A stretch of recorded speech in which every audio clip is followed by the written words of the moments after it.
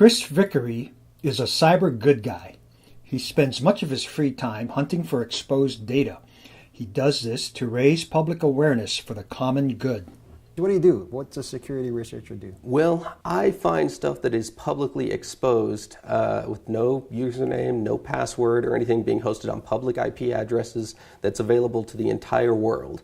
Even though a lot of people may not know it's out there, it is out there. I try to raise public awareness about how common it is for a company to just expose a large amount of data, and a lot of them just try to cover it up instead of coming forward and saying, yes, we made a mistake. What is that stuff and data that's exposed that you're finding? Well, I've found everything from the entire voter registration for the United States and Mexico, twice each, all the way down to things like social security numbers for millions of people, GPS coordinates for children in live real time, and lawyer client file repositories. Can you imagine how terrible it is if a law firm's client files just got released to the internet? How did you get started doing this? Well, it was really kind of a hobby at first. I had initially read about Amazon buckets, as they're called, people not securing them properly or hosting them publicly.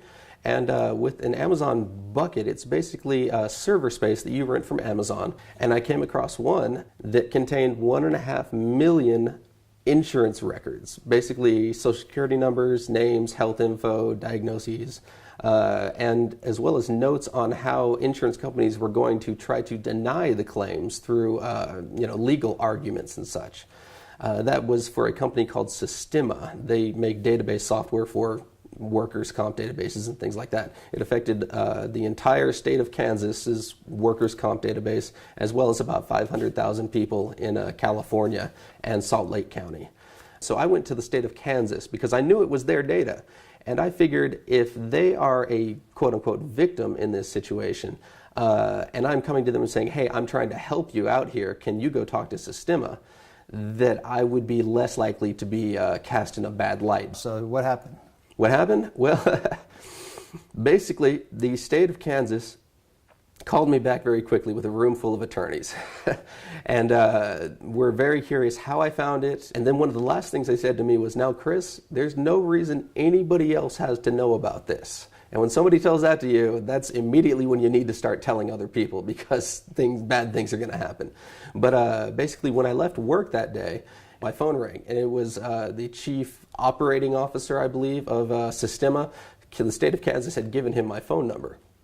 And he mentioned to me, I heard you talk to one of our clients today about a data problem, and I immediately responded back, it's more than just a problem. This was a gaping hole that was available to the entire world. That's kind of what got you started. That was your first big yeah, that was the first very large mega breach, yeah. And your latest find and exposure is pretty stunning. I mean, it really is. Could you tell us about that one? In La Habra, which is a city in California, in Orange County, there was an inmate named Oppenheimer. That's his last name. The case, his name is Oppenheimer v. La Habra, because his daughter is suing for wrongful death. He was arrested and put in a holding cell, and then he hung himself while he was in the cell. I discovered the law firm's client files exposed on the internet through an rsync service. They were using rsync, I believe, to back up to a network-attached storage device.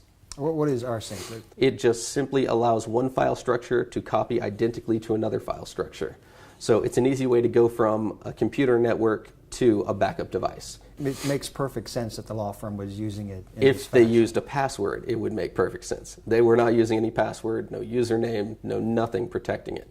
And they were hosting it on a public IP. So I found it, and in one of these files was some attorney notes on the Oppenheimer v. La Habra matter.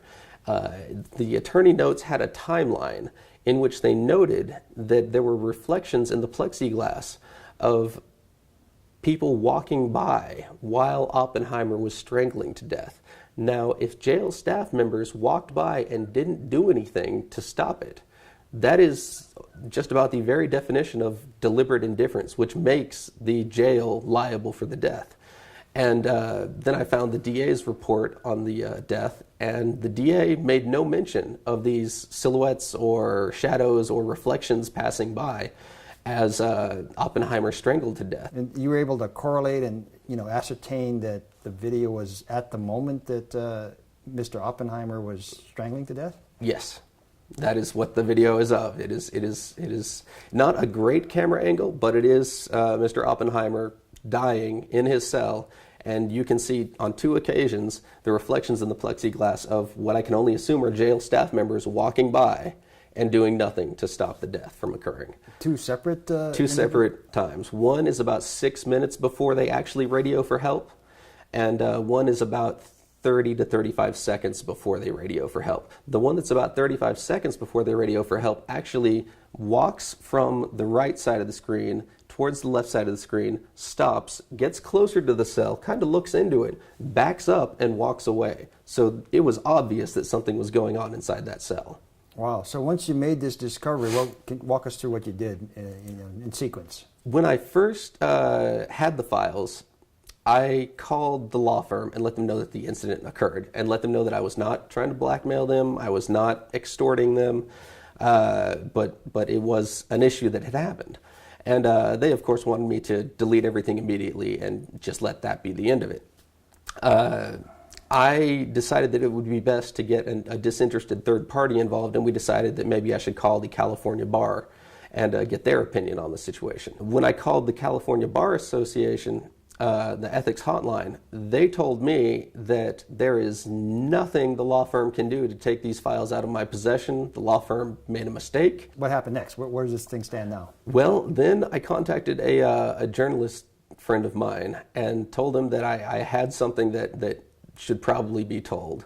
A guy named Zach Whitaker. He is a writer, journalist, editor at ZDNet, CNET, and CBS. And he wrote up a story about it that was published yesterday at 8 a.m. Eastern Time.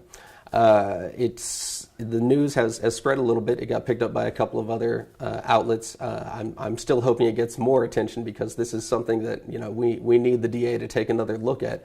Can you tell us a little bit about the Guilford County thing? Yes, the county of Guilford in North Carolina, which includes Greensboro and the surrounding area, they had an rsync server that was exposed to the public that hosted software that runs in their mobile computing terminals. Those are like the ruggedized laptops you see in cop cars, and they're also in ambulances and fire dispatch units.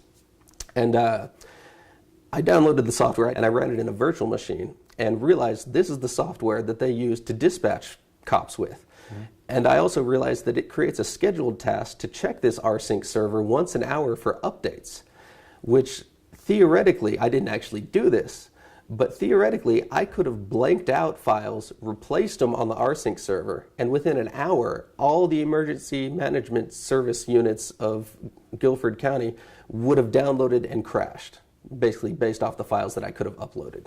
That's the nightmare scenario there. What are the patterns you're seeing that in terms of common exposures happening in the course of doing business? What seems to happen a lot is you'll have a production database, which is the live server that's running everything, let's say on a dating website. Mm-hmm. And it'll have all the profiles and the passwords and the emails and things like people's sexual orientation and other personal details. Then the developer team will want to try out some new language or some new technique or some new storage method, and they'll take a copy of the live production data and put it in a development server. But they'll, for convenience sake or because of mistakes or whatever the heck, they'll forget or just simply not put a password on it. And I'll come across and I'll find this staging server or this development server, and because it has a full copy of the live production data in it, it might as well be the live production database. It's got all the data in it. Why do you do what you do? I am contracted to write blog posts about my adventures through a company called MacKeeper. Mm-hmm. They pay me to write up about things that I find and, kind of watch over their stuff and lead their security efforts.